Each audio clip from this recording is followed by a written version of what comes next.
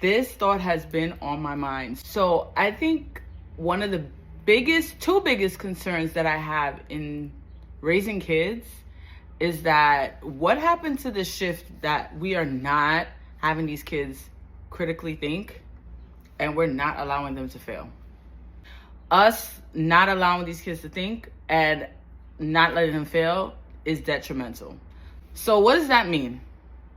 So what I'm seeing from kids that are not critically thinking is they're not problem solving. They don't even know how to problem solve. They don't know how to plan. They don't even recognize that this is a problem. When you don't have problem solving skills, you don't know how to figure things out. You don't know how to find a solution. Okay? It also leads to learned helplessness. I don't know if you parents have ever heard of learned helplessness, but I see it all the time at school, where you give a child an activity or a task and they don't know how to start, they don't know what to do, and you could show it to them millions and millions and millions of times, and you give them the answers.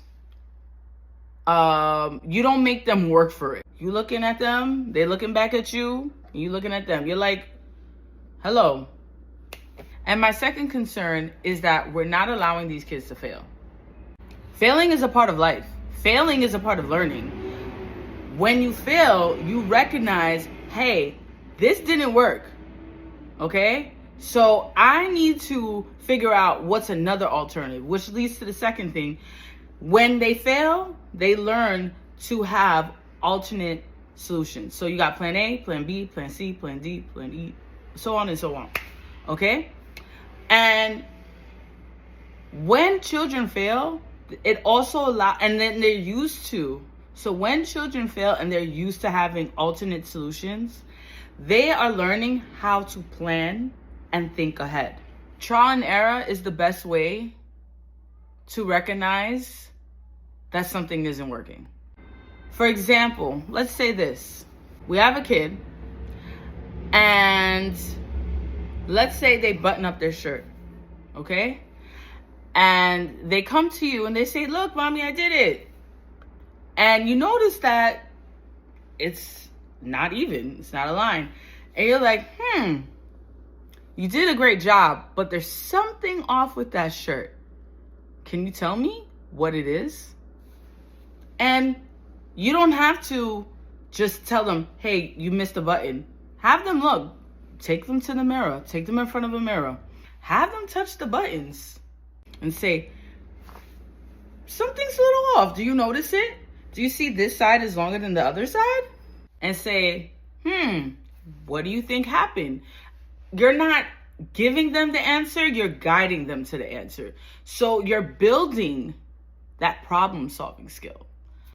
And they're also gonna learn, hey, for the next time, when I know that the shirt is not even, I missed a button. So let's say another scenario where they're watching a movie or you're reading them a book and they're so into it, so engaged. They're laughing, they're giggling, you're doing all the different voices and stuff. And they're like, ask them a question. Ask them, hey, what would you do? What do you think will happen next? To allow for that processing to occur.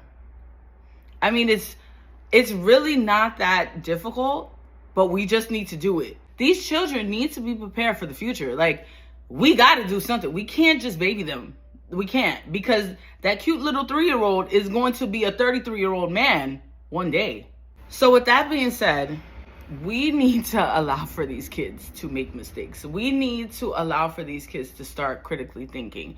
So the more you know, from your girl, the OT auntie.